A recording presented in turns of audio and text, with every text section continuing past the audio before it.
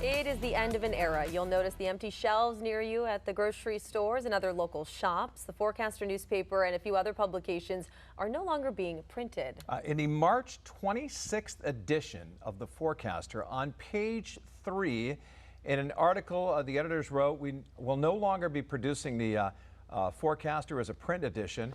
With a positive spin, quote, while this was a difficult decision, shifting to fully digital allows us to expand our coverage at the pace of today's news. Now, joining us this morning is longtime sports reporter and former sports editor for the Forecaster, Michael Hoffer. First of all, thanks for coming on. Thanks for having me. I'm always happy to come on and talk sports and the media landscape. Absolutely. Talk about when you heard the news, I mean, especially being at this place, you know, 20, I mean, you've been there a long time. When you heard this news and all the reporters involved, it's like, what? Yeah, I mean, obviously it's an upsetting thing. I can't say it was a big surprise. I mean, you look at the size of our papers back in our heyday, 32, 36, sometimes 48 pages.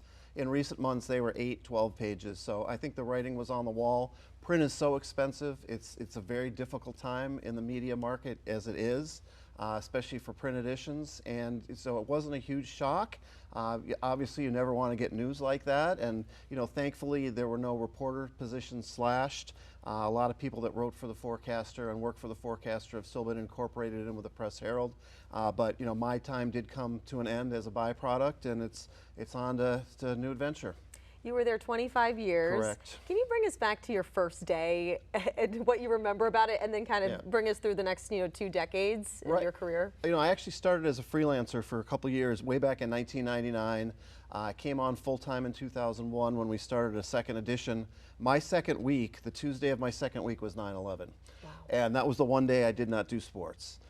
So, you know, that really gave me a real-world introduction, and it helped broaden my horizons, and, you know, obviously it was a tragic situation, and, you know, not something you expect when you take on a new job. But, you know, I came in just trying to write sports articles the way I like to read them, with a lot of detail, and it kind of mushroomed, and you know, we grew into a Portland edition that we were purchased by the Lewiston Sun-Journal right before that.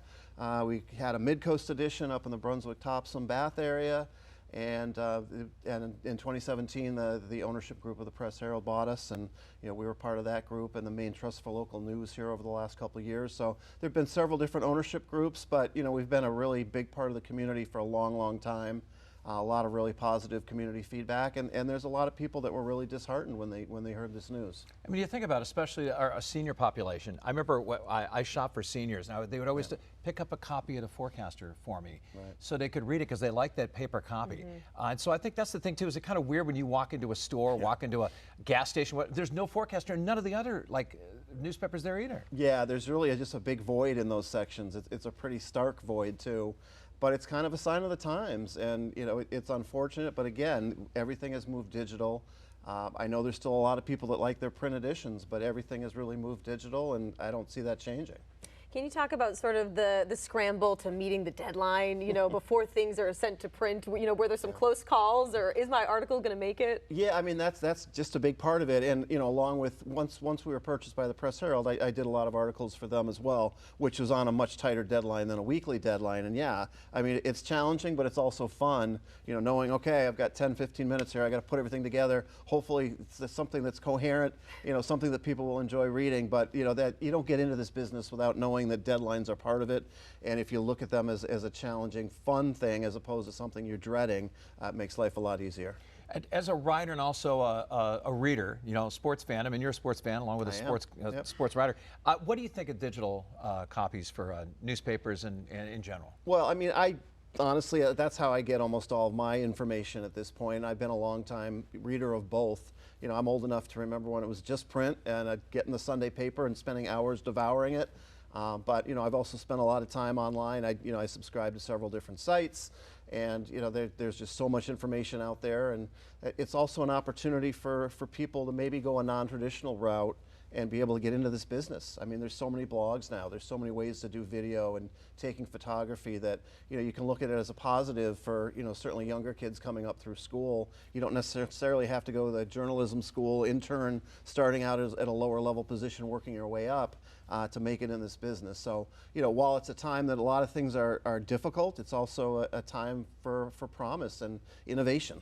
Yeah, you know, I was going to bring up new social media, Right, especially yes, big time. podcasts, Right. sports podcasts. Did you ever kind of see this, you know, progressing the way it has? I mean, I think, like I said, you know, the writing's been on the wall. I've thought about, you know, at some point I might have to go out on my own and do my own website. And if that happens, there's a lot of different ways to get, you know, I'm always going to be a writer first and foremost. And I love writing long form, you know, in-depth pieces.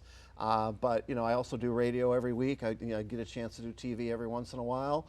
And it certainly wouldn't rule out podcasting. I think you have to constantly reinvent yourself to stay relevant in this business. Let's talk about your new gig. It's not, of course, no longer with the Forecast. You're venturing out on your own. Yep. First of all, I love the name of it. Tell us about the name of it and what you're going to do. All right, so I'm calling it Hoffer. It's Hoffer's High School Sports, and the tagline is the way game stories should be. I'm borrowing from the sign you see when you enter the state, the way life should be. But you know, I've always written kind of in a unique, different way. A lot of detail, a lot of quotes, a lot of historical background. And that's something that, you know, the community's responded very well to. So, you know, I'm hoping people will want to check out the website and come on and join and this can take off, and I can do this probably not for 25 more years, but I'd love to do it for another 10 or so. And so what can people expect? You know, are you going to be doing daily articles, weekly, all of the above, or? You know, it's mostly high school sports coverage, so in season there's probably 1 or 2 game stories every day.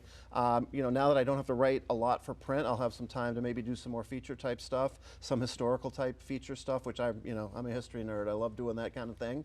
And then, like I say, I mean, the sky's the limit. It could grow into more as we go, but really the bread and butter is going to be the game stories. Yep. Really, I'm not a sportscaster anymore, but I always enjoyed you being on the sidelines. So it's nice to hear you're still going to be on the sidelines and courtside and, you know, everything else like that. It beats working for a living, and I'll do it as long as I can. And what is the website? The website is hoffershighschoolsports.com, and it's just up and going. First game story will show up on Thursday, and we'll go for there. So, you know, a nice initial interest, and I'm hoping that people will continue to check it out and subscribe, and away we go. Good for you. Just in time for the spring sports Yeah, season. perfect timing. Thank you so much for being here. Thank you for having me.